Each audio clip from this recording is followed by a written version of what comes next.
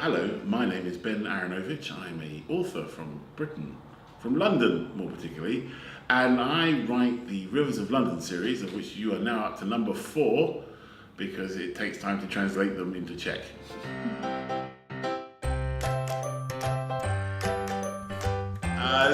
Actually, I think it was Diane Gabaldon was the actually author of that quote. She's the one that when you write a book, they send it out to authors in the hope that one of them will like it and give you what's known as a pull quote. And the pull quote is like a pithy one-liner quote.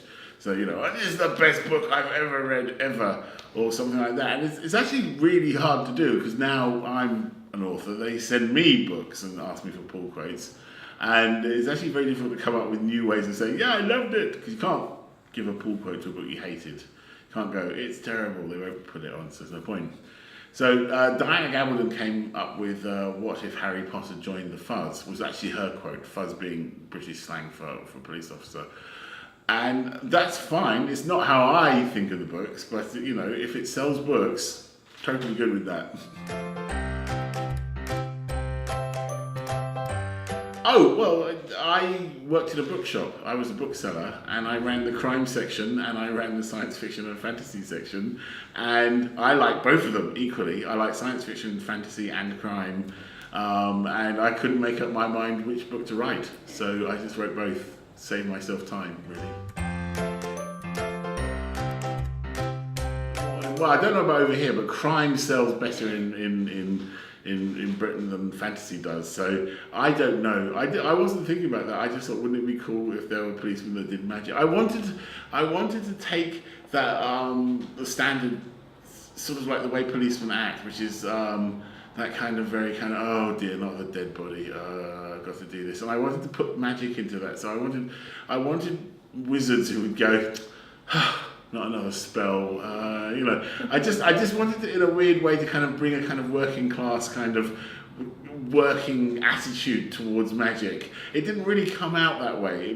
That's where I was going for, and it didn't really come out that way, but that's where I was sort of going for, the kind of idea that people would go into a crime scene and it would be like, oh no, there's a pentacle or something, and instead of going, this is some doom-laden cult, they would go, oh god, not another black magician, more paperwork.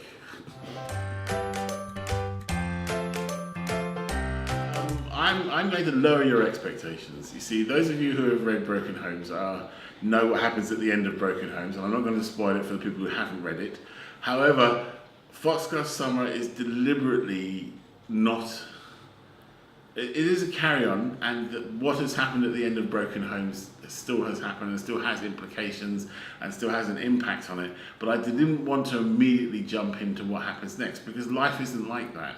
You have things happen, and then you have periods where other things happen, whether the world is momentous or not. So I wanted to do an interesting case, and I've wanted to send him to the countryside for a long time. So I sent Peter to the countryside, so that I wanted to see what he was like on his own, working on his own, and I wanted to see him in a completely environment that's not his. So that was basically the thinking behind Foxglove Summer. The comics are separate new stories that are not related. So I haven't adapted the comics for the books, because it's a different medium, and I didn't think the books would adapt very well into comics without kind of like quite a lot of changes. And I thought it would be more fun to use what comics can do, because comics can do different things from what books can do, to tell stories that you wouldn't necessarily be able to tell in the books. And that means you can go and see the point of view of other characters and stuff, because it's not a first person. So the comics are like that, and they're a lot of fun. I think you've got the first one, which is Bodywork. Then there's Night Witch, followed by Black Mold, and just coming out in singles in Britain, probably to be traded quite soon, is Detective Stories, which is a lot of fun, which I'm enjoying.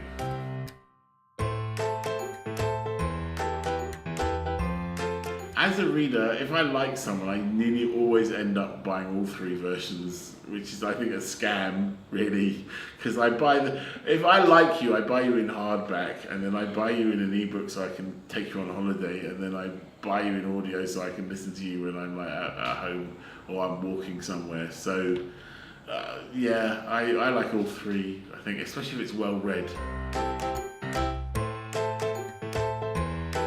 No, I almost never go to music. I go to Edinburgh occasionally, which is the book festival, and I get invited to crime and science fiction conventions, but this is the first time I've ever been invited to something which is quite so far out of my wheelhouse. I don't know why they're inviting me. I looked at the list of people, I thought, why are they inviting me? I don't really see where I fit in here.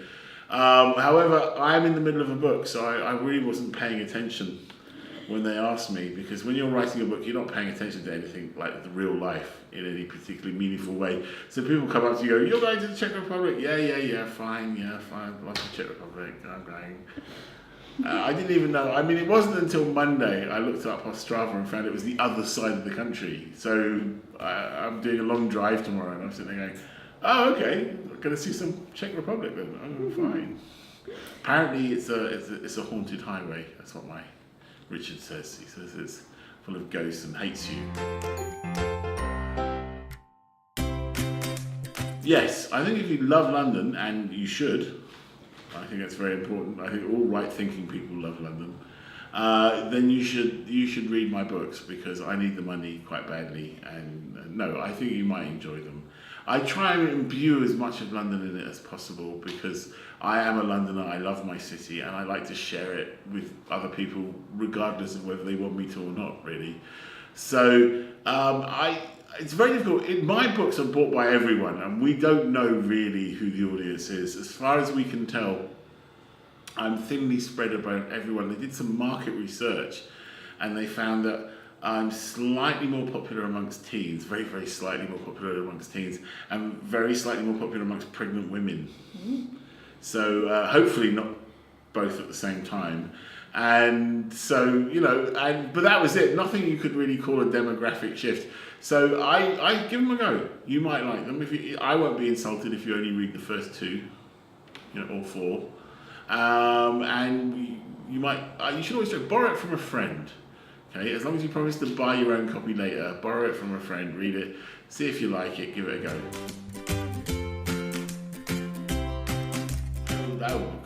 Couldn't happen sooner enough.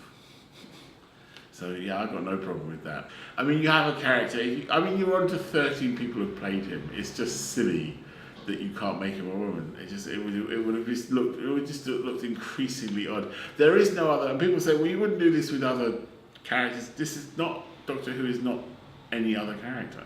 This is a character who has had 13 actors, who changes a personality and appearance, every 3 or 4 years. Yeah, of course he can be a woman, He can be anything. Well, mostly the big difference is they speak Czech. Also English, actually, which makes them, probably ahead of the British readers who only speak English. I don't know. I was told that they wouldn't smile, but they smiled quite a lot, and I was told they wouldn't ask questions, and they seem to ask questions quite a lot. So I don't trust the person who gave me all this information about Czech people now. They seem a very nice bunch. They seem a very nice bunch, and wide-ranging as far as I can tell. So I can't get the cultural nuances because I'm an outsider, but they seem to be the same sort of wide-ranging group of people that read the books in Britain and come to the festival. And I'm always pleased to see people who are willing to get up and read books, because I believe in reading, and I believe in talking about reading and writing. So, and I just like to talk, and I've got a huge ego, so it's a win-win for both of us, really.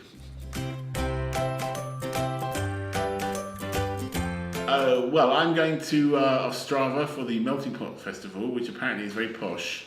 And full of Nobel Prize winning type people and stuff. So I'm going to keep my head down, drink quite a lot of free wine, eat quite a lot of free food, and kind of get some autographs, I think, in a couple of cases. My friend Lavi Tidar is coming. He's a much more celebrated science fiction writer than I am, so he wins all sorts of awards. So we will probably at least get drunk at least once, and because he's a lush. What can I say, Lavi? Got to bring it down a bit. I don't know, because the thing is, I don't believe in making plans if you have no idea where you're going. So since I've never been to Ostrava, I've never been to the Melting Pot, I'm just going to see what happens. It's like I've come here, I had no plans when I came to Prague. next time I come, I'm probably going to, invest in a guidebook and actually go, wow, I'll go here and I'll do this and I'll do that, and I'll learn how to use the trams properly, or at least the texting. I reckon if I can get the texting thing to work, then that would be brilliant. And the underground, I like trams, you see, that's why I'm talking about trams. Especially when they run down the middle of the street. I always find that really cute. So I will do all those sorts of things and have a look at castles and stuff the next time I come. At the moment, I'm just kind of getting around, meeting the people and trying out the beer. Check readers, buy my books. You know it makes sense.